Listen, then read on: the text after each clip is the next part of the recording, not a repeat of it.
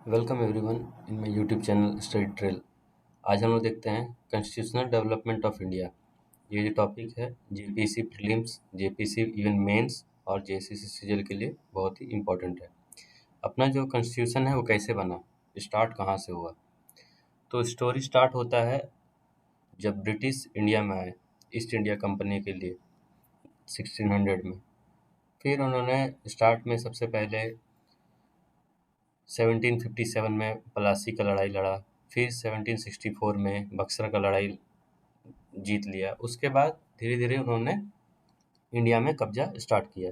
तो स्टार्ट में जो था वो जो रूल कर रहा था वो ईस्ट इंडिया कंपनी कर रहा था।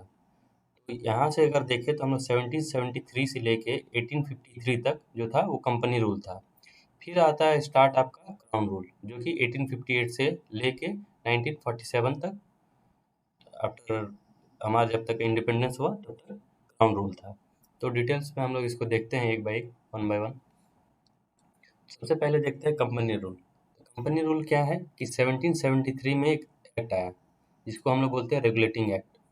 फिर आया 1784 में ब्रिटिश इंडिया एक्ट। फिर आया 1793 में चार्टर एक्ट। और हर 20-20 साल में एक एक चार्टर एक्ट आया। तो उसके 20 साल के बाद 1813 में चार्टर एक्ट, फिर 1833 में चार्टर एक्ट और 1853 में चार्टर एक्ट।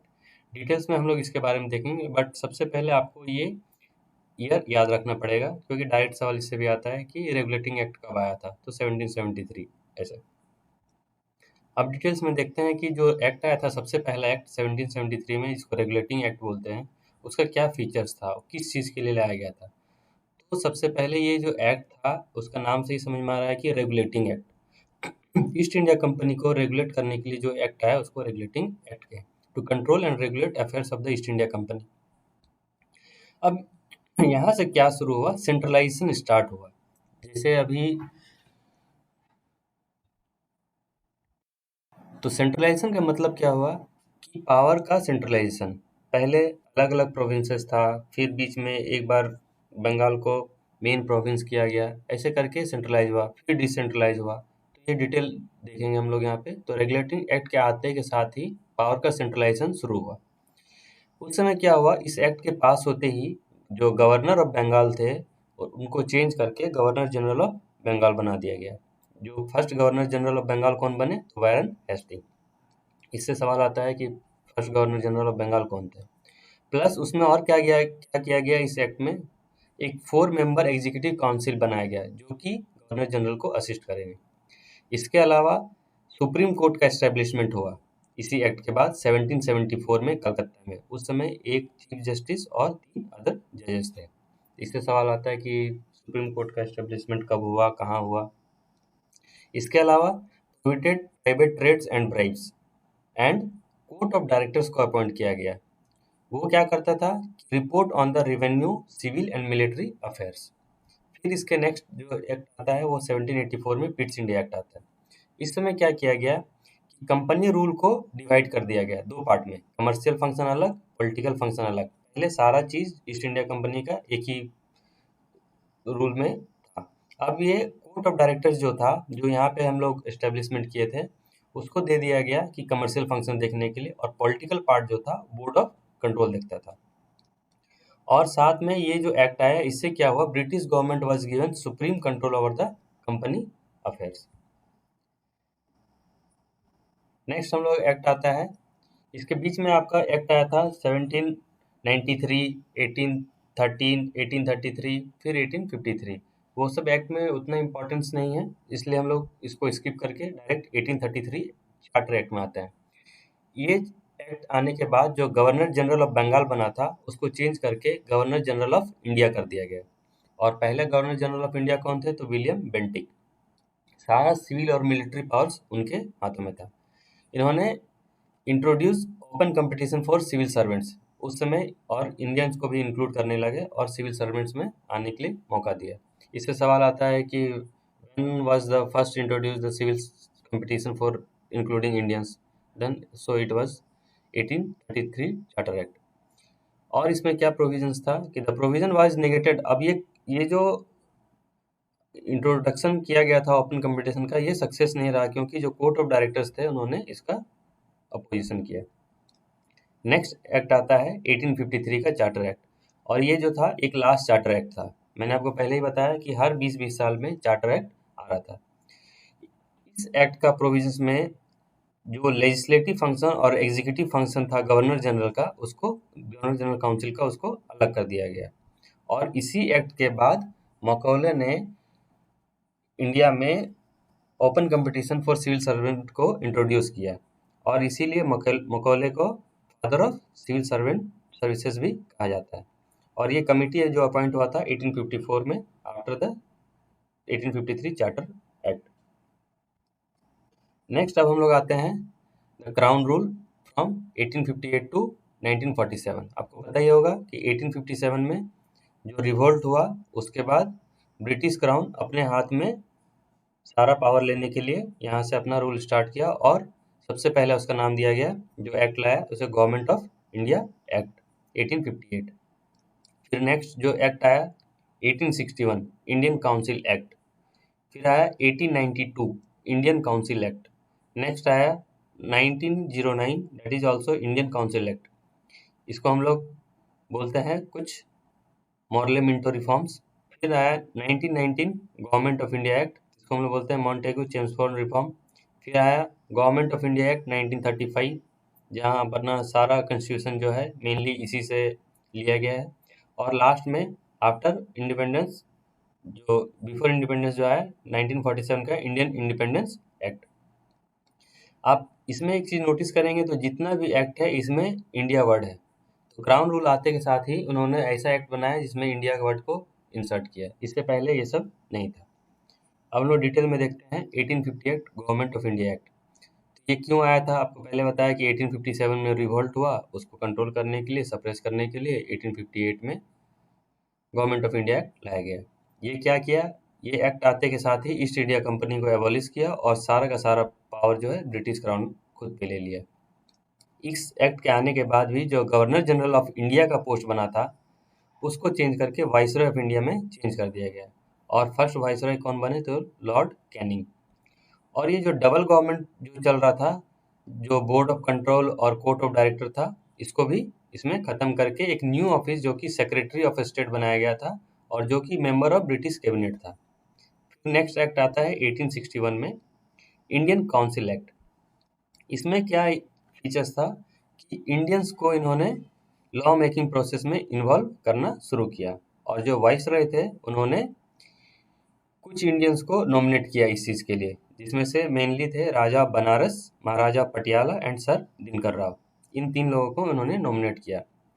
अब यहाँ से जो है डिसेंट्रलाइजेशन स्टार्ट हो गया। जो पावर जो था फिर से बॉम्बे और मद्रास को मिलना शुरू हुआ। वहाँ जो था सेंट्रलाइजेशन था कि सारा बॉम्बे और मद्रास प्रेसिडेंसी का पावर जो था रिस्टोर करके बंगाल प्रेसिडेंसी को दिया गया। यहाँ से अब स्टार्ट हुआ डिसेंट्रलाइजेशन, सारा पावर फिर बैक टू मद्रास और बॉम्बे प्रेसिडेंसी को मिलने लगा।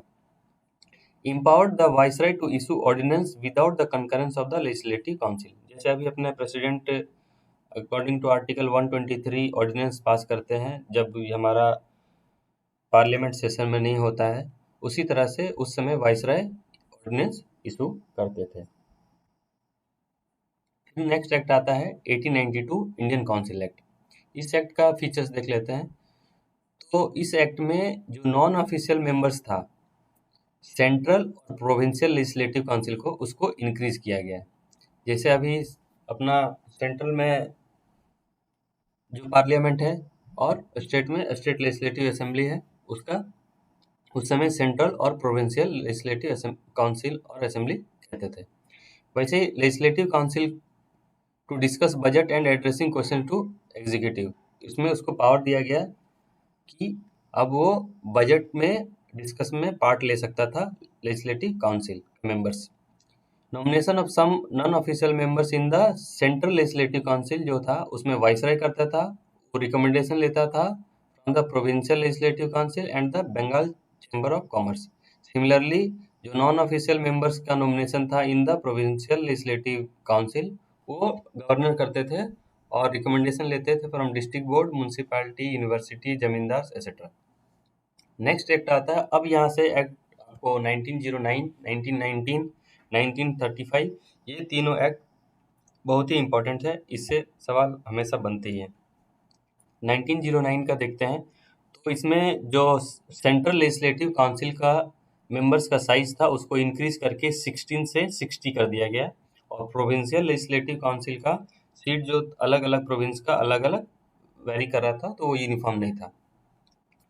और इसमें क्या है कि इंडियंस जो फर्स्ट इंडियन थे जो एग्जीक्यूटिव काउंसिल के मेंबर बने, वो थे सत्येंद्र प्रसाद सिन्हा, जो कि law member of the executive council थे।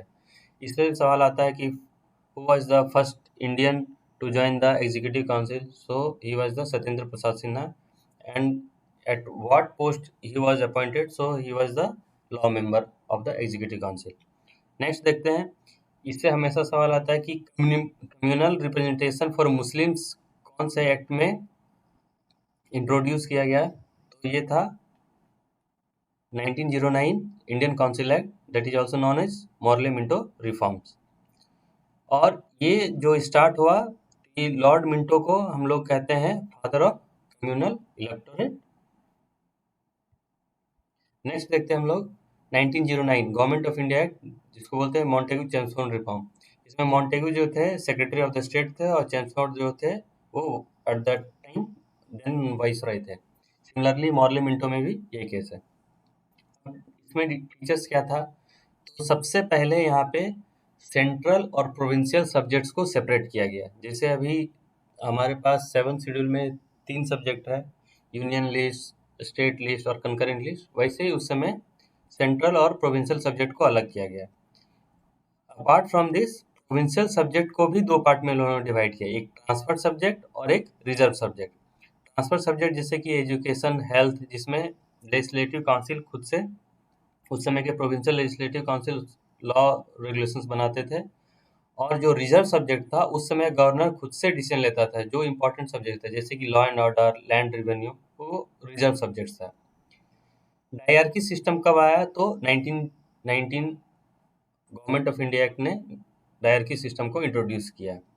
इसी time first time bicameralism start हुआ सेंटर में, एंड डायरेक्ट इलेक्शन स्टार्ट हुआ। बाईकैमरलिज्म मतलब अपर हाउस, लोअर हाउस, जो आज के टाइम में राज्यसभा और लोकसभा रिस्पेक्टिवली हम लोग बोलते हैं। इससे भी अभी रिसेंटली जेपीएससी मेंस में सवाल आया था कि राज्यसभा का इंट्रोडक्शन कौन से एक्ट के तहत हुआ? तो ये 1919 गवर्नमेंट ऑफ इंडिया एक्ट से हुआ।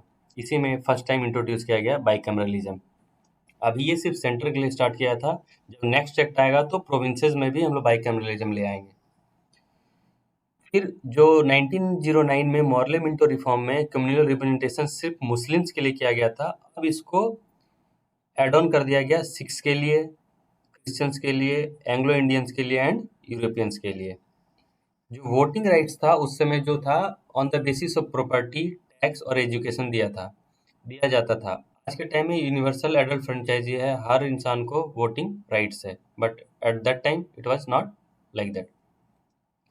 अब 1919 के टाइम में और एस्टेब्लिशमेंट किस चीज़ का हुआ? CPSC, central public service commission. जैसे आज यूपीएससी है, उस समय सीपीएससी था, जो कि 1926 में उसका एस्टेब्लिशमेंट हुआ। साथ में separated provincial budget from central budget. अब जो उस समय का प्रोविंस का बजट था और सेंट्रल का बजट था, उसे सेपरेट कर दिया गया। नेक्स्ट एक्ट देखते हैं हम लोग 1935 का गवर्नमेंट ऑफ इंडिया एक्ट। इसमें टोटल कितना सेक्शंस था? तो 321, और शेड्यूल कितना था? तो 10। और इसमें भी पावर्स को डिवाइड कर दिया गया, फेडरल लिस्ट, प्रोविंशियल लिस्ट और कंकरेंट लिस्ट, सिमिलर टू जो आज है यूनियन लिस्ट, स्टेट लिस्ट और कंकरेंट लिस्ट। इसका उस समय के कितना कितना आइटम्स था? तो 59, 54 एंड 36 रेस्पेक्टिवली।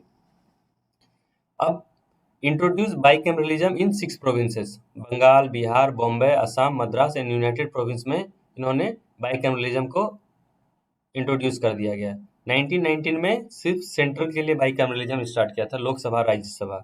अब यहाँ पे स्टेट में state legislative council and state legislative assembly introduce हो गया।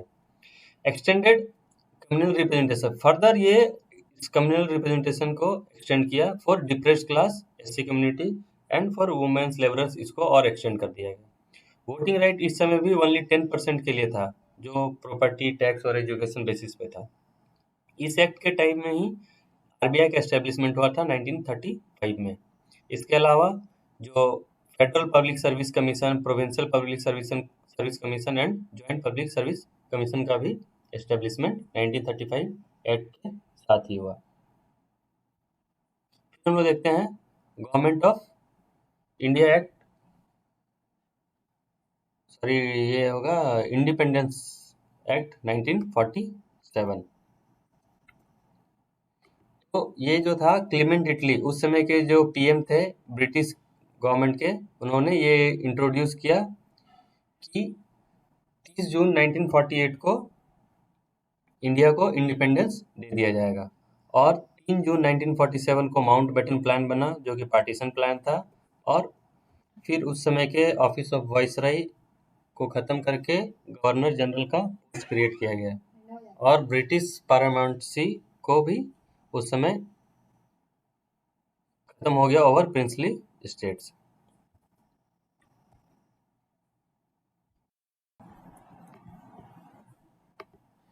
तो इसी के साथ हमारा टॉपिक खत्म होता है।